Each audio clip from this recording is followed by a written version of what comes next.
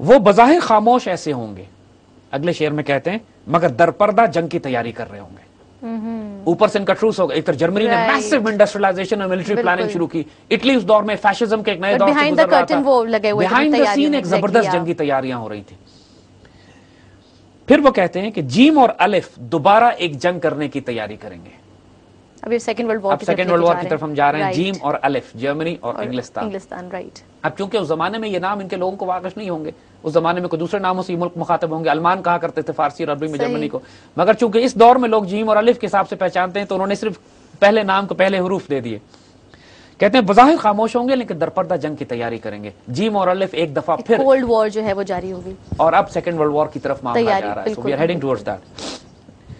بیچ میں کہتے ہیں کہ اس دوران میں یک زلزلہ کی آیت چوں زلزلہ قیامت، ایک شدید زلزلہ آئے گا جیسے قیامت آئی ہے. رائٹ. اور جاپان تباہ گردید یک و نصف سال سانہ. Hiroshima Nagasaki. بفور دیٹ زلزلے کی بات ہو رہی ہے کہ جاپان اس زلزلے سے 1/6 تباہ ہو جائے گا. اور ہسٹری جب ہم اٹھا کے دیکھتے ہیں اس پیریڈ میں تو 1923 میں جاپان میں ایک بہت بڑا زلزلہ آتا ہے جس میں تقریباً 1/6 حصہ جاپان کا تباہ ہو جاتا ہے. اچھا، ایگزیکٹ فگرز انہوں نے دیا ہے کہ 1/6 حصہ جو ہے جاپان کا تباہ ہو جائے گا. قیامت خیز زلزلے نے آنا ہے، اس دوران میں وہ زلزلہ بھی آئے گا. And we know in history, یہاں انہوں نے جاپان کا نام لیا. And we know in history کہ جاپان میں 1923 میں ایک ارتھکویک آیا تھا جس نے ایک almost 1/6 of Japan was totally destroyed. اور اسی دور میں اس پورے فار ایسٹ میں، ایسٹرن تھیٹر آف آپریشن میں کئی ملکوں کی آپس میں جنگیں بھی ہو رہی تھی. جس طرح انہوں نے 1905 میں کہا تھا کہ جو روس اور جاپان کے درمیان ہوگی، اس طرح وہ ذکر کرتے ہیں بیچ میں چھوٹی چھوٹی جو جنگیں ہو رہی ہیں ان کا بھی وہ حوالہ دیتے جائیں کہ اسی دور میں انہوں نے ذکر کیا کہ یہ وہ وقت ہوگا کہ چین اور جاپان آپس میں جنگ کریں گے اور اس دوران میں عیسائیوں کی جنگ بھی شروع ہو جائے گی. اب یہ وہ پیریڈ ہے بٹوین 1937 to 1945 کہ جب جاپان اور چین کی لڑائی بھی ہو رہی ہے. آپ ہسٹری میں اگر دیکھیے کہ that is the period when there's a war, local war going on between، کیونکہ جاپان ایک امپیریل ڈیزائن اس وقت رکھتا تھا، پھیلنا چاہ رہا تھا. بالکل.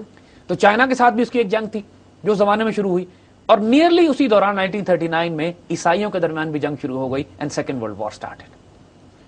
یعنی جو ہم حیرت انگیز طور پہ یہ دیکھتے ہیں دونوں تھیٹر آف آپریشنز کا، کیونکہ سیکنڈ ورلڈ وار میں جاپان ایک امپیریل فورس کے طور پہ پھیل رہا تھا جبھی اس نے پرل ہاربر پہ حملہ کیا. بالکل. یہ خیال کر کے کہ ہم ایکسپینشنز کر ہی رہے ہیں تو ہم ہوائی کو بھی ٹیک اوور کر لیتے ہیں، جس کے نتیجے میں امریکہ پور جنگ میں کودنا پڑا.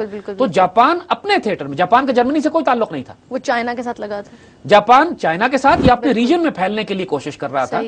اور چونکہ عیسائیوں کے درمیان جنگ شروع ہو چکی تھی وہاں پر، لہٰذا اس جنگ میں جاپان کود پڑا موقع سے فائدہ اٹھاتے ہوئے. وچ اگین الٹیمیٹلی جو دو تھیٹر آف آپریشنز آپ دیکھ رہے تھے سیکنڈ ورلڈ وار کے جو ہیں، ایک پہ ایشیا پیسیفک میں جو جاپان کے خلاف لڑی گئی اور ایک یورپ میں جو جرمنی کے خلاف لڑی گئی، ایکسس پاور کے خلاف، یعنی جرمنی، اٹلی اور اس کے جو الائز ملک تھے. سو یہ سارا معاملہ انہوں نے ذکر کیا ہے کہ جب یہ معاملہ جاپان پھیل رہا ہوگا تو ساتھ ساتھ عیسائی بھی آپس میں جنگ بھڑکا دیں گے. بالکل.